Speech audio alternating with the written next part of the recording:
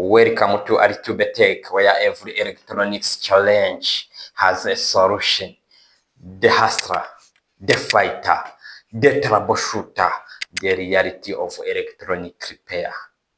Never give up, mpaka nyagize. Mbahaye ikaze nanone rero kuri Aritube Tech. Iyo ni intro yacu, nuko dutangira twivuga kugira ngo tumenye neza ko ibyo turi gukora nta gucika intege, nta kumanika amaboko, turaripeyaringa ibintu byose. Hanyuma isomo rya mbere twavuze ko tugiye kujya tubikora mu buryo buri ama episode ibyiciro. Twavuze ko episode ya mbere tuzaba turebera hamwe introduction to mobile phone repair. Turimo tureba kubera iki ari ingenzi ko twiga gukanika cyangwa gusana telefone ngendanwa. Twongereho kari ngendanwa, telefone ngendanwa n'izi zacu. Hanyuma nimeze bite rero? Kubera iki ari ngombwa ko twiga gusana telefone? Ikintu cya mbere, iyo umaze kumenya gusana telefone neza, ubona amafaranga. Uyabona gute?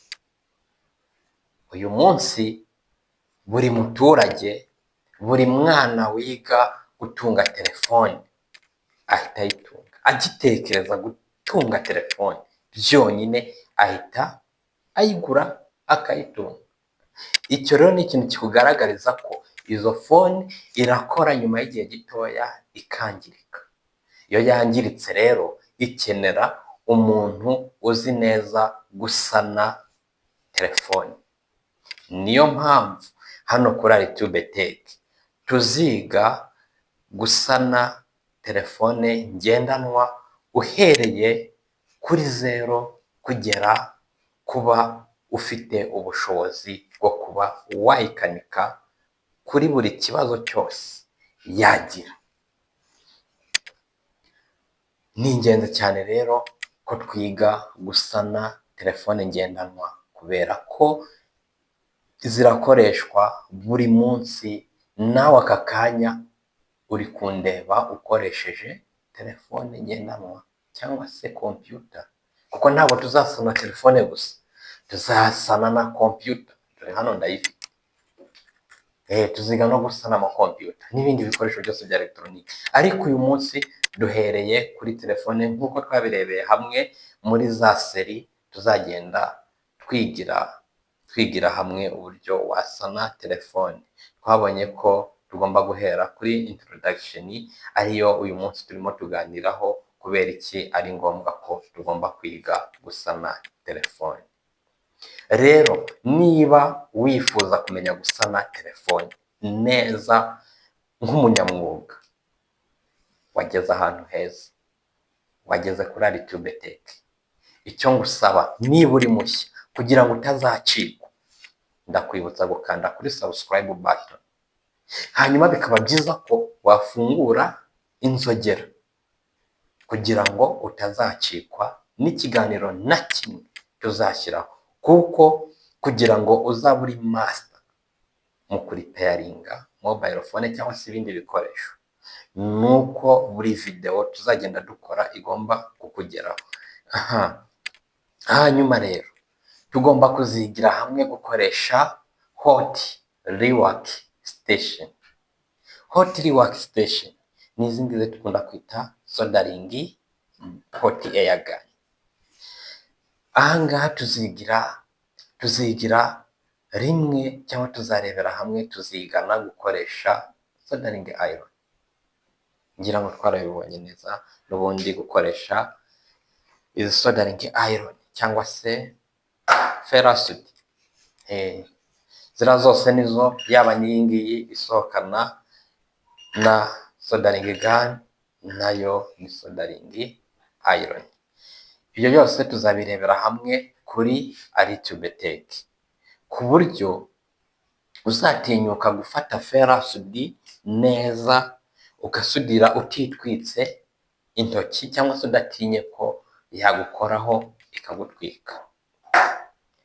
Rero niba wifuza kumenya gukanika cyangwa gusana ibikoresho bya electronique, wageze ahantu hanyaho.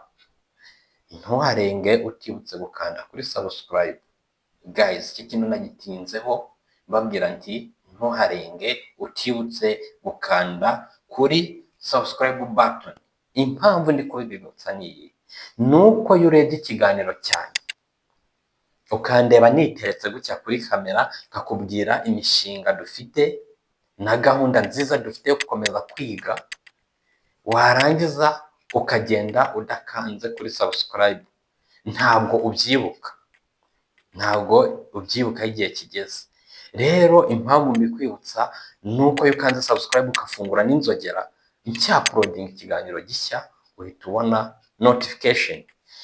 Hanyuma ahangaha kuri Alitube Tech ukimara kuhagera menya ko tuziga gukanika cyangwa gusana duhereye kuri basic tugeze ku rwego ugomba kuba umukanishi wa nyawe ushobora kwikorera ukanakorera n'amafaranga.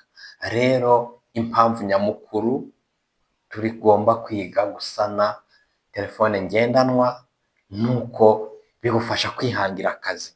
Wamaze kubimenya washinga iseta, wagura multimetre, ukagura na ferasudi, ukarangura n'udusystem charge, hano tugiye duhari, ukarangura n'udusystem charge ndetse n'utumikorofone cyangwa se uduspeaker, hanyuma ukicara ugakorera amafaranga. Ugakorera amafaranga. Wabitangiye kuri Alitube Tech ubyiga uzi ko ari iyawe gusa uzakora, ariko umaze kubimenya, umaze kuba umunyamwuga, uhisemo gushinga iseta. Urumva ukuntu ari byiza, urumva ukuntu ari ingenzi cyane kwiga kuri repairinga mobile phone. Niyo mpamvu rero ndi hano, niyo mpamvu namwe muri aho ngaho, kugira ngo dukorere amafaranga tubeho, tubone ibiceri. Arega nanjye uzaba uri kukwigisha uburyo uzarepara telefone, iyo nzakwigishirizaho nzajya no kwikoreraho amafaranga. Siko bimeze se? Nzajya kwikoreraho ibiceri. Nzazana telefone yangiritse turebe ukuntu uzayikora, ariko nzaba ndi kubikwereka uko uzayikora ndi no gukorera amafaranga. Niyo mpamvu rero nawe ugomba kuba ready niba koko ushaka kumenya gusana telefone yangiritse. Hanyuma tuzigira hamwe gukoresha digital multimeter repairinga phone ngendanwa cyangwa dusana phone ngendanwa. Ibyo tuzabyigira hamwe, tuziga gukoresha iyi workstation dusana phone ngendanwa. Tuzigira hamwe gukemura ikibazo cya charging port ya telefone ngendanwa. Ayo masomo yose tuzayarebera hamwe kuri Alitube Tech. Hanyuma kuri pariti ya kabiri, cyangwa tubyite episode nk'uko twatangiye tubyita episode ya kabiri, nzagaruka hano turi kurebera hamwe ibikoresho bizakenerwa muri mobile phone repair cyangwa se mu gusana telefone ngendanwa. Tunarebe uburyo ibyo bikoresho bizakoreshwa n'icyo bizaba bije gukora, kuko byose ntabwo bizakora ikintu kimwe.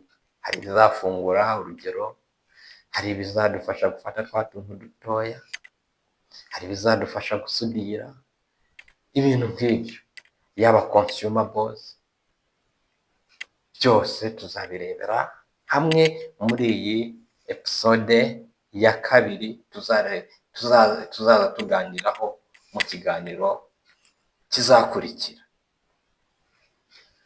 Niba iyi video igufashije, kanda subscribe, like, unasangize n'inshuti zawe utekereza ko zishimye cyangwa se zishaka kwiga. Ndavuga ngo hano turiga, ntabwo hano turimo turatakaza igihe, hano turiga, turi ku ishuri. Fata nkaho ndi umwarimu wawe, ariko wa online. wa online ushobora kwiga gukora neza rwose. Hari ibintu byinshi nigiye kuri YouTube nkoresheje tutorial, nkakora nkareba video y'umuntu uri gukora icyo kintu, nkabasha gusubiramo ibintu ari gukora nkabimasteringa neza. Rero hano turi ku ishuri, fata ko ndi umwarimu wawe, ahasigaye ufate igikoresho tangire twige.